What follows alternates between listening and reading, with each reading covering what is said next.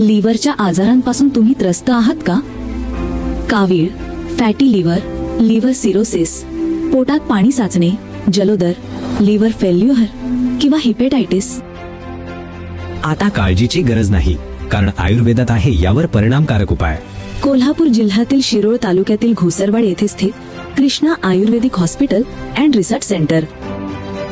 Professor प्राध्यापक doctor Omkar Ningnore यांच्या कुशल मार्गदर्शनाखाली 5,000हून अधिक रुग्ण पूर्णपणे बरे झाले आहेत. महाराष्ट्र आणि कर्नाटकातून हजारो रुग्ण इथे उपचारासाठी येतात, कारण इथे मिळतो विश्वास, अनुभव आणि शुद्ध आयुर्वेदिक चिकित्सा. तमाशातील नाचा पण जितके सोंग करत नाही तितके सोंग रोहित पाटील करत आहे. महामार्गाच्या मुद्द्यावर बोलण्यासाठी कुठे, केव्हा, कोणत्या व्यासपीठावर यायचं सांग, मी येतो, असे प्रतिआव्हान माजी खासदार संजय काका पाटील यांनी आमदार रोहित आर पाटील यांना दिलं. सांगलीमध्ये माजी खासदार संजय काका पाटील हे प्रसार माध्यमांशी बोलत होते. सांगली जिल्ह्यातून जाणाऱ्या महामार्गाच्या मुद्द्यावरून माजी खासदार संजय काका पाटील आणि आमदार रोहित आर पाटील यांच्या टीका टिप्पणी सुरू आहे. आमदार रोहित पाटील यांनी आपल्या प्रयत्नांमुळे महामार्गाचा प्रश्न मार्गी लागला असे उद्गार जाहीर केले होते. आमदार रोहित पाटील यांनी आपल्या प्रयत्नामुळे महामार्गाचा प्रश्न मार्गी लागला असे अगोदर जाहीर केलं होतं. त्यानंतर माजी खासदार संजय काका पाटील यांनी रोहित पाटील यांच्यावर टीका केली होती. आताच्या आमदाराचे त्यावेळेला वय 16 वर्ष होतं. आपल्या खासदारकीच्या कार्यकाळात महामार्गाला मंजुरी मिळाली आहे आणि रोहित पाटील हे चुकीच्या पद्धतीने या महामार्गाचं श्रेय घेत आहेत, अशी टीका संजय काका पाटील यांनी केली होती. त्यावर आमदार रोहित पाटील यांनी एका व्यासपीठावर येऊन चर्चा करण्याचं आवाहन दिलं होतं. त्या आवाहनाला आता माजी खासदार संजय काका पाटील यांनी प्रतिआव्हान दिलं. माजी खासदार आणि विद्यमान आमदार यांच्यातील टीका टिप्पणीमुळे सांगली जिल्ह्यातील राजकीय वातावरण गरम झालं. तमाशातील नाचा पण जितके सोंग करत नाही तितके सोंग रोहित पाटील करत आहे. महामार्गाच्या मुद्द्यावर बोलण्यासाठी कुठे, केव्हा, कोणत्या व्यासपीठावर यायचं सांग, मी येतो, असं प्रतिआव्हान माजी खासदार संजय काका पाटील यांनी आमदार रोहित आर पाटील यांना दिलं. कशाला आज नको, कोणा वेगळी प्रेस घेऊ की? रोहित पाटलांनी आज असं हे केलंय की जे त्यांनी असं सांगितलेलं आहे की ते म्हणले की संजय काकांनी मंजूर केलं फक्त कागदावर होतं, मी नवं मंजुरी, नवं काम आणि नवं नेतृत्व असं त्यांनी स्टेटमेंट दिलेलं आहे आज. त्यामुळे माझ्या काळात झालं असं त्यांचं म्हणणं. त्यांनी एक स्टेटमेंट दिलं होतं, आमच्यात लगेच मी स्टेटमेंट दिलं की एका स्टेजवर कुठं आणि किती वाजता यायचं सांग, आपण ती सगळे कागदपत्र घेऊन जातो. तमाशातला नाचा सुद्धा एवढं सोंग करत नाही, एवढं सोंग चाललेलं आहे आता त्यांचं. तेव्हा एकदा उघडं करूया. अरे किती खोटं, किती खोटं.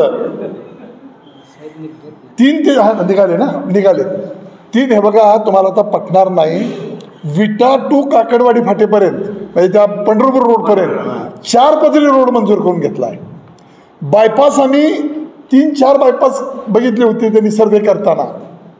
त्यातल्या त्यात कमी कुठल्या ह्याच्यातनं जातं, नुकसान तर होतंच, काही घरं थोडी येतात, कुठलं हे बघितलं. तिथं त्यांनी परवा आंदोलन केलं, मी बदल करून आणतो म्हणले, काहीही बदल नाही. ते मिनिटसुद्धा माझ्याकडे आहेत.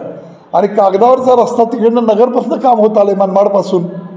आमचा उद्देश आहे की इकडे करण्यापाठी मग बेंगलोर मुंबई कॉरिडॉरची सरकारची घोषणा आहे, ती हायवेला तिकडं महाग जमीन आहे, इथं व्हावा म्हणजे या परिसरात चांगलं नंदन होईल, इंडस्ट्री येतील, बेरोजगारांच्या हाताला काम लागेल. तेव्हा माझी आजची बातमी लिहा, कुठं आणि किती वाजता एका स्टेजवर यायचं एवढं सांगा.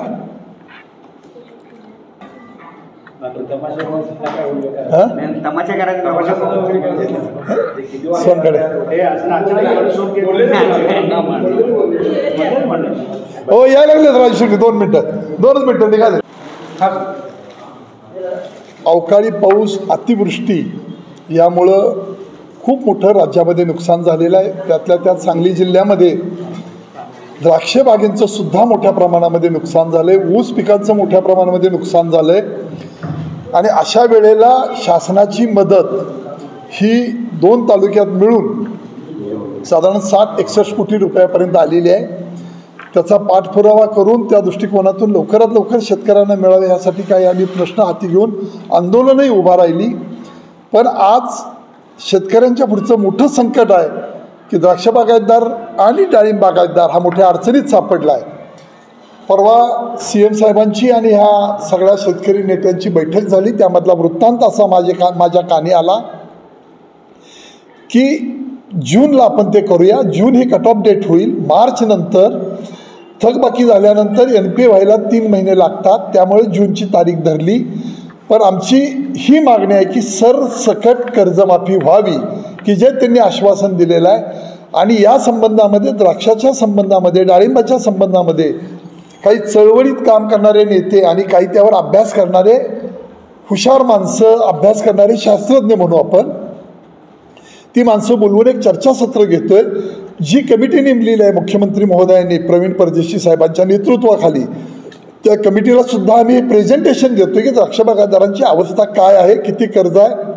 तेव्हा ते प्रेझेंटेशन देऊन सरसकट कर्जमाफी व्हावी या उद्देशासाठी पुन्हा मुख्यमंत्री, दोन्ही उपमुख्यमंत्र्यांना आम्ही भेटणार आहे आणि सरसकट कर्जमाफी हा मुद्दा धरून कर्जमाफी व्हावी यासाठी आम्ही हे सगळे प्रयत्न करतोय.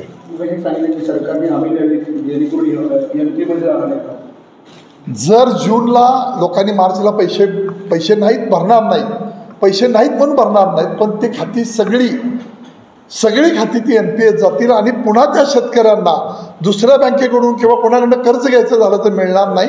कारण सिबिल खराब झालं तर 2 वर्ष त्याला बँका देत नाहीत कर्ज.